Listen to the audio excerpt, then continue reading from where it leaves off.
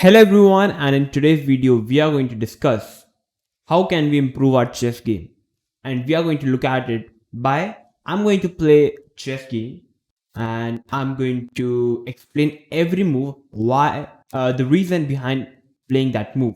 And I think it's going to be very essential for every chess beginner to watch this video, because I'm going to try my best to explain why am I playing this move, what is the logic behind playing the move. And yeah, I'm playing on the chess.com website, and my username is oneshot_chess1. And yeah, it's the time control would be 3 minutes plus 2 second increment, and I'm going to simply start from the scratch, from at least from total beginner. So it's going to be helpful for every chess beginner to must watch this video. So let's quickly check it out, and yeah, let's just enjoy. So it's going to be 3 plus 2, and I'm going to start playing chess. So let's see who is our first opponent.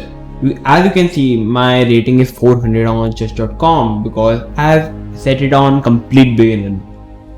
So for now, for all beginners, I'm going to play e4 e5, as we know that it's the most standard for developing. As we know that the common way in chess is to develop our minor pieces. He played a good move of playing bishop e4, so we are going to simply develop our knight to f6. And the basic idea of the opening here is we should always try to develop our minor pieces, which he is doing perfectly, and try to castle as soon as possible.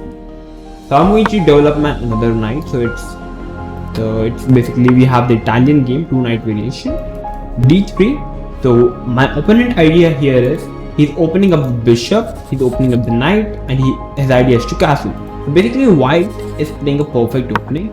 So I'm going to do the same. I'm also going to develop my minor pieces. He played bishop e3. He wants to trade my bishop. So it's my choice now. I can capture the bishop, or I can protect the bishop. There are two options, or I can move the bishop back. I can capture the bishop, but I think after he captures it back, and whenever he tries to castle in the future, his rook would be on f1 and it would be completely open. So I think capturing the bishop is not a good idea. So now I think I can simply push the pawn, but after pushing up the pawn, he can simply grab the pawn and my e-pawn would be weak. So I'm going to put my bishop simply back. I think queen e7 would have also been a completely fine move, defending the bishop. He played knight c3 and I'm going to castle.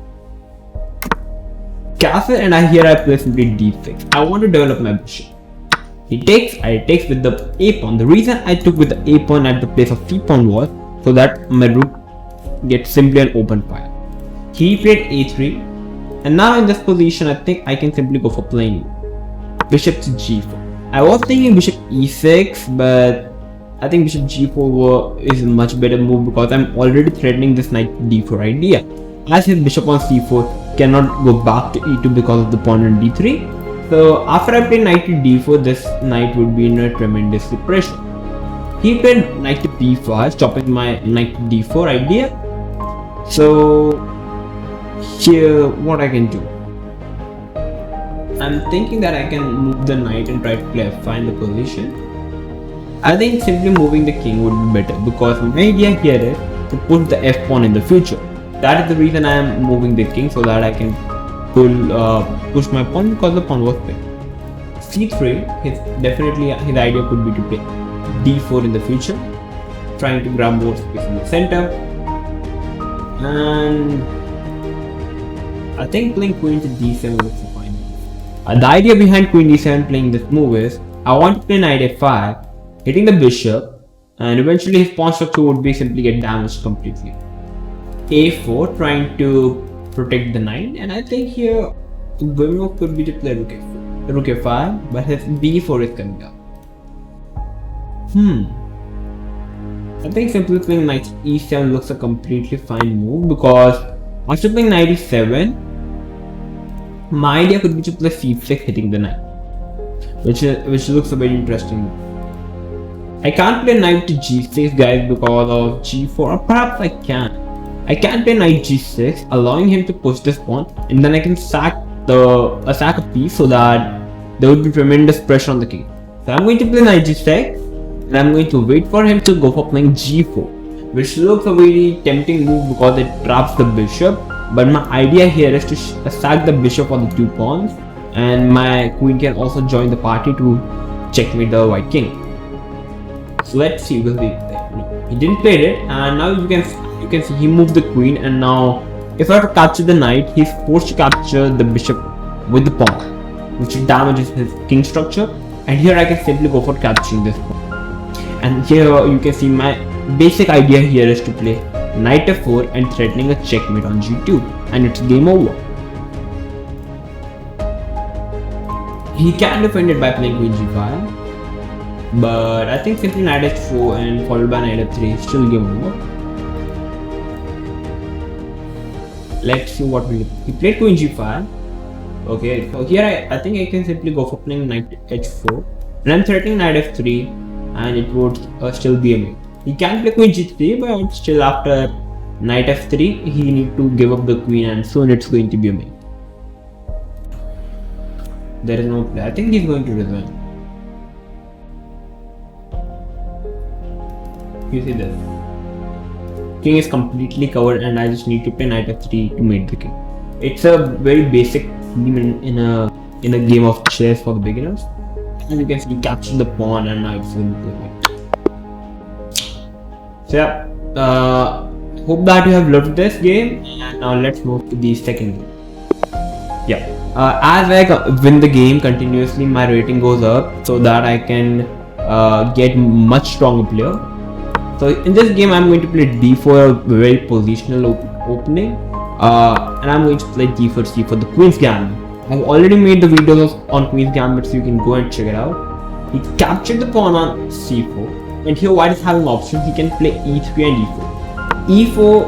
E3 is actually the best according to the engine, but e4 actually is a very good idea from the practical view. And here he played e5. His idea was that if I capture the pawn, he can trade the queens, and my castle would be simply broken. So I pushed the pawn, he played bishop d6, and I think I can simply go for capturing the c4 pawn. So now I have already gained the pawn, and I'm already having a good amount of center. He played develop the knight and hitting my pawn on e4, so I'm going to simply defend it by playing knight c3. And I think he can simply castle in the position.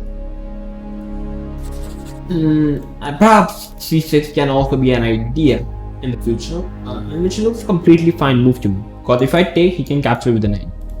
But for now, I think castle would be the best idea for black. Now I'm thinking actually at which square should I put the knight on g1 from g1. I can put the knight to f3 or to e2. The idea of putting the knight e2 here is I want to play f3 so that I can make the pawn structure like this, which would be completely safe, and I can put the bishop to e3 to cover all the dark squares. I think I went into a bit deep, but yeah, for now I think I can go for knight e2, but whenever we try to play knight e2, there would be some sacrifice on h2, but there can't be currently any sacrifice because this bishop is completely blocked. I think knight e2 would be a good idea, followed by f3 and bishop e3. But I think if I try to play knight e2, he can go for playing bishop to c5. This could be a bit problematic for me. So I think I'll stick to with knight f3 and check out what is going to happen. I think knight f3 is completely fine move, putting pressure over here, developing the piece, and also I'm simply trying to castle. He's taking a bit of a long time. Okay, so I think he went offline, but yeah, it was a fine game. I think white was slightly better, I would say, because of the center. e4, and now I'm going to play the French. I'm going to play the French.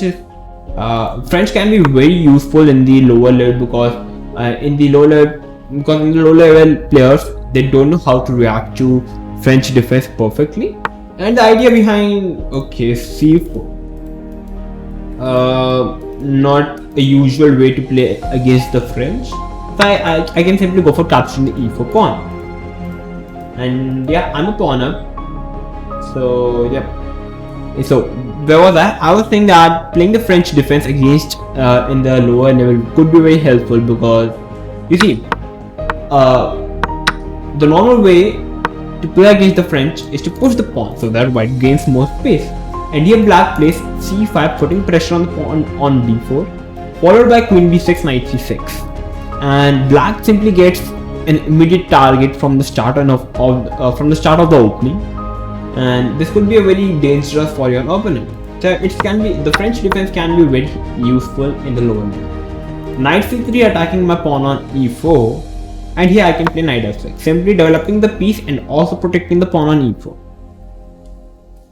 So I think he's going to play bishop g5, pinning up the knight so that he can go for capturing the pawn on e4. If he tries to play bishop g5, I'm going to play bishop b4, pinning up his knight and also allowing me to castle, because castle as soon as possible is the basic thumb rule of the chess. He played bishop g5, and here I'm going to play bishop to b4. If he tries to give me a check like this, I can play knight c6, protecting the bishop. So there, yeah, you went for it. Okay, knight to c6, defending the bishop and also stopping the check. He longs, and I think capturing the knight would be a good idea because it ruins his pawn structure. I can go for castling in this position as well, and playing bishop g7 also looks very tempting, but I think castling will make my king very safe. I'm going to do it. He pushes up the pawn, and I'm having an option. I can go for capturing the pawn, which opens up the bishop, and I can simply move the knight in this position. But if I move the knight, he's going to capture or threatening the queen. So I think I'm going to take. I'm going to grab the pawn. He grabs the pawn, and here I can move them to e5, which looks a completely fine move. If he tries to capture my knight and then he goes for capturing this pawn, although he gets a pawn, but in the exchange I would get a huge compensation, huge tempo. So like bishop f5 is coming, and his king is extremely weak here. He pushes up the pawn. I think I can simply end pass. Knight takes, and I can grab the knight. Pawn takes would be the natural option. And here I can play queen d6 so that I can move this, just get removed from this pin, and now I can go for playing up the knight as the queen is no longer pinned, as the knight is no longer pinned. Queen to g6.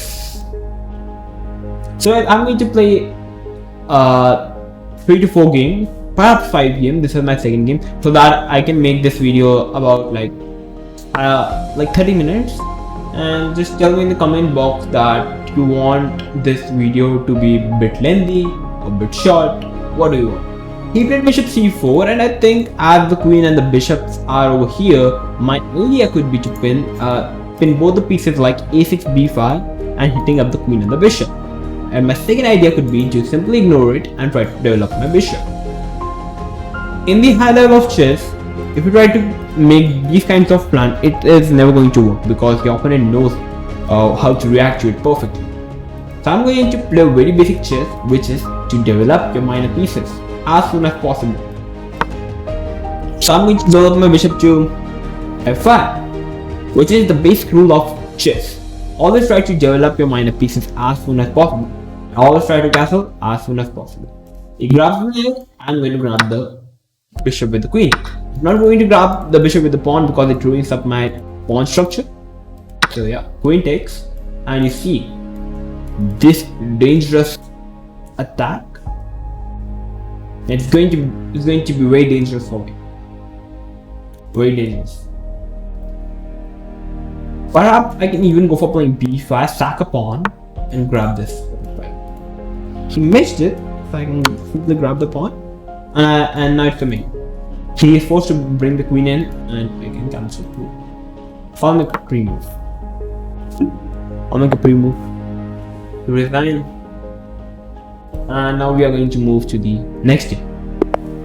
Yeah. So now let's start with 1e4. e4 is much aggressive than d4 because d4 is a positional opening, e4 is an aggressive opening. If you go for the Caro-Kann, I'm going to play d4. He's going to play for Caro-Kann. Caro-Kann is definitely a very decent opening, I would say.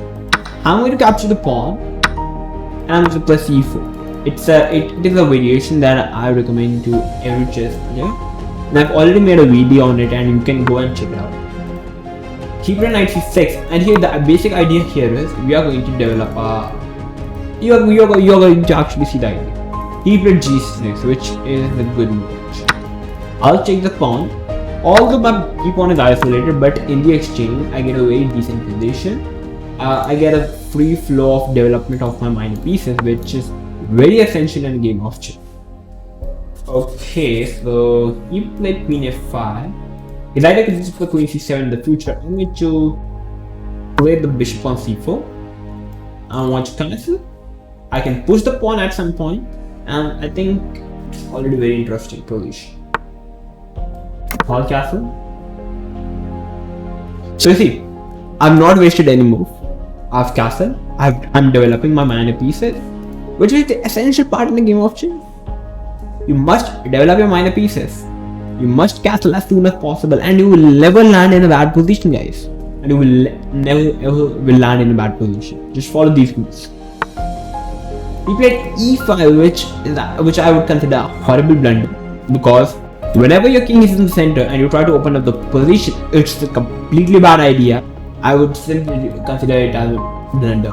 And whenever your opponent king is in the center and he's trying to open up the center, allow him to open up the center, because your king is safe, his king is weak, and he's the guy who wants to open up the center. Trade the pieces, no matter. If you captures with the queen, rook e1 and game over. It's game over. His queen is gone. And even if he would have captured with the bishop in this position, still many attacks are coming up. I would say. Knight b5 is coming up. Queen to d4 is d5, everything is falling. Okay, let's move to the new game. It would be the fourth game. So, let's check it out. Yeah, we have this guy, and here I'm going to play knight f3.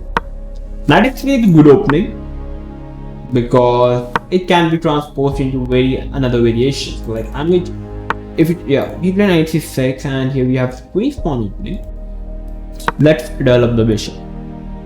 The basic idea of chess: develop your minor pieces, play e3, develop your another piece, protect your knight, play chess.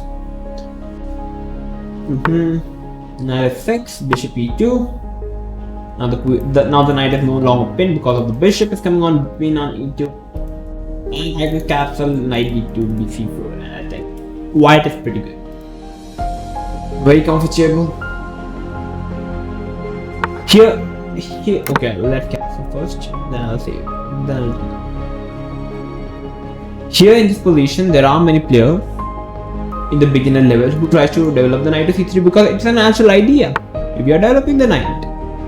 But you see, our pawn on c2, if you try to develop the knight to c3, the bad pawn, you want to push this pawn. I want you to play c4. Actually, I wanted to develop the knight, but I misclicked. But still, it's a fine move. I'll take. Here, actually, a much better move could be for me to play bishop to e5, because his knight on h5 is completely horrible piece. So bishop e5 would have been good, and after f6, then I can go back with the bishop g3, and his pawn structure would be completely bad. So although it was a misclick, but okay. He still played f6, which I would not consider a good move because it weakens up the pawn on e6. I think I can go for playing rook e1, putting pressure over here. And he plays g5. Not a good move. I can capture the pawn. Now he can never go for cancelling on king's side because his king would be simply exposed. So I think it's still completely over. I can start. I'll capture, he'll capture. I'll capture, he'll capture. I'll capture. Bring the bishop. I'm looking for a good idea.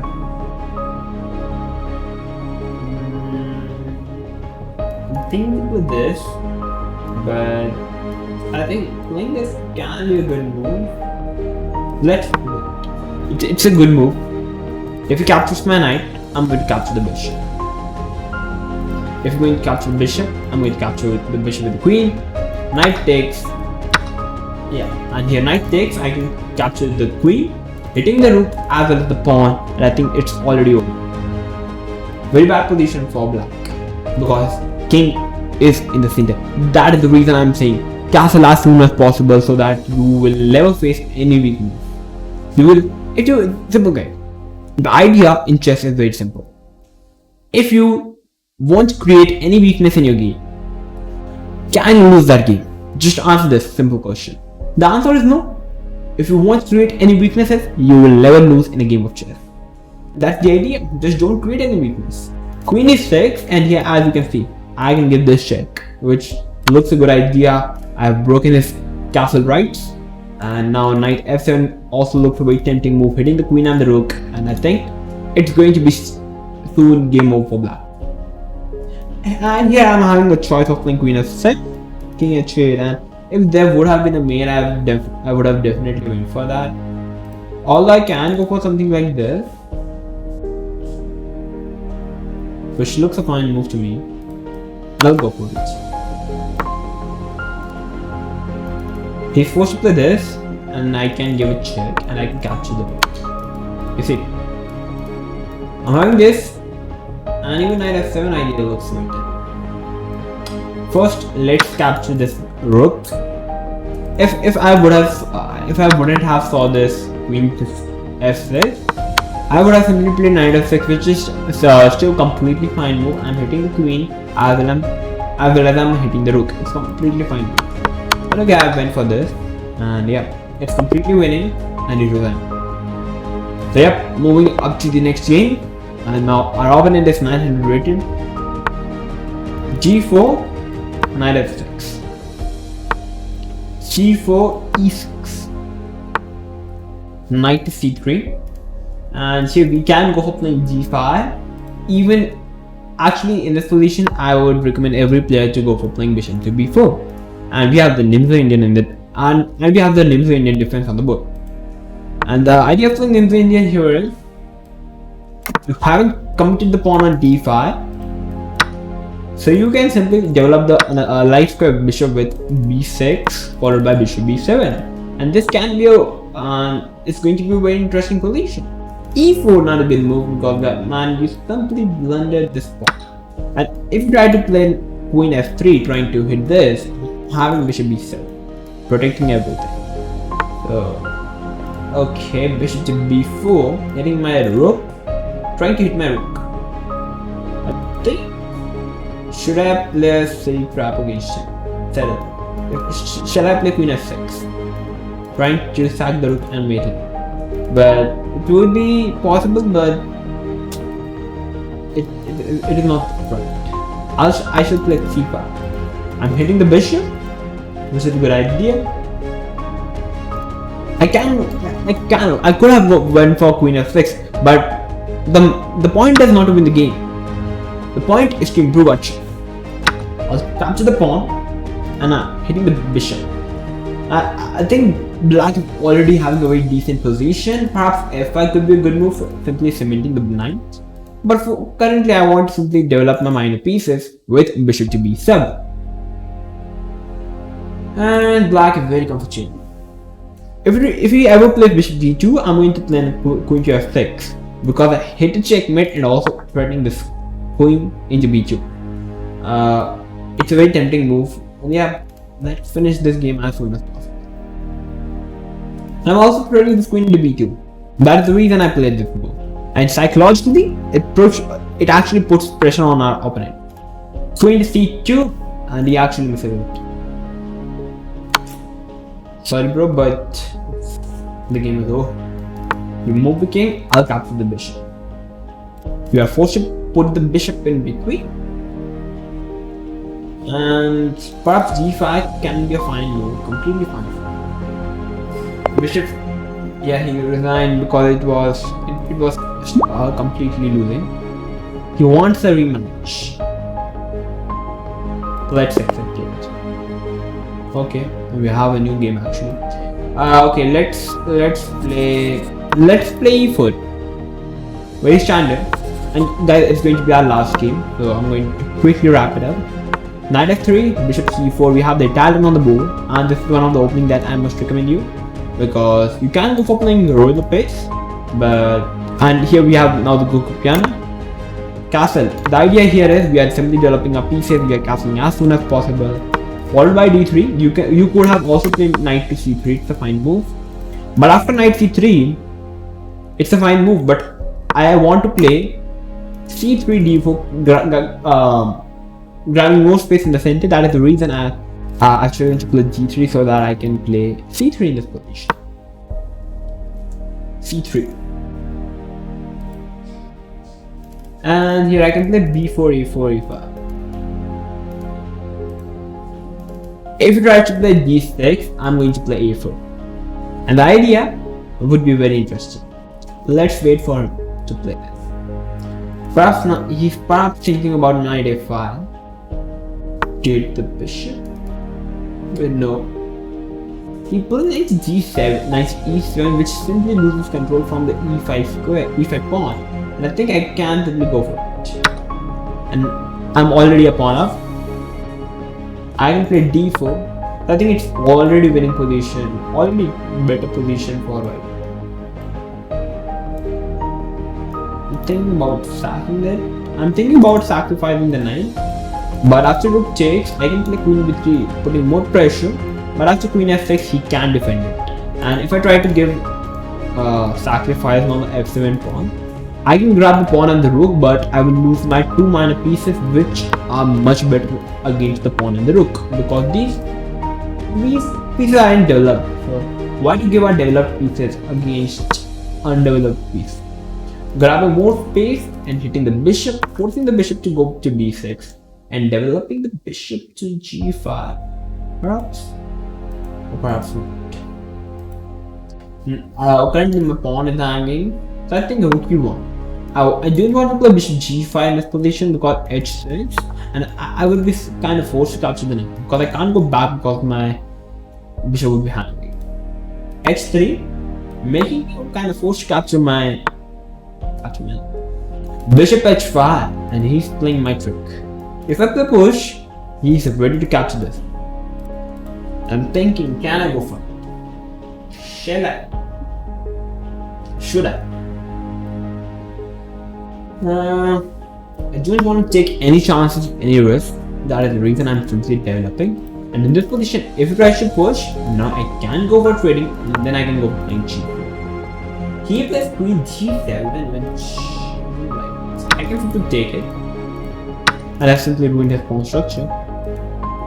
Mission 1 completed. And I think perhaps pushing the pawn looks a fine move. I don't want to play g4 because the bishop is sharp, because there could be some sacrifices and there could be some running chance. And his knight already looks very good. So rook e3 looks a good move, because I can make a rook swing, which looks very interesting. Very interesting. Queen to g, queen to f, yeah, queen f1, and now I'm preparing this. Okay, the game is becoming a bit complicated. If I push takes, queen takes, I'll bring the queen, he will go back. I think he wants to put the knight over here. Let's grab. Okay, now we are left on time. I've played knight h2, getting in a defensive position. Black is actually going for a very interesting attack. I won't say much because my time is less. Let's see. Rook g3, he went for a sacrifice, which is not going to work. That is the reason I played queen f1 and I won. And guys, let's keep the video till here. I have reached 965 rating, although my level is pretty high. Actually, I'm currently like on chess.com, my rating level would be like 22 to 2300. But yeah, let's keep the video till here because it's already 30 minutes. It's going to be 30 minutes perhaps. So yeah, if you like this game, not the game, but if this video actually helped you to understand this position, to understand the position that I played the games, then make sure to like the video, and please tell me in the comment box what should be the length of the video that I should get, and how many games should I cover in a particular video. And I will try to explain the game better, the logic behind my move. So I will keep coming up with these videos so that I can keep improving, and I can also help you guys to improve your games of chess. So if this video helped you to improve your games, understand the game of chess a bit better, then make sure to like the video, share this video with everyone, and make sure to subscribe to the channel if you're new to my channel, if you are new to our channel. So I'm going to come up with these interesting videos like this. So till then, stay tuned and keep watching Oneshot Chess.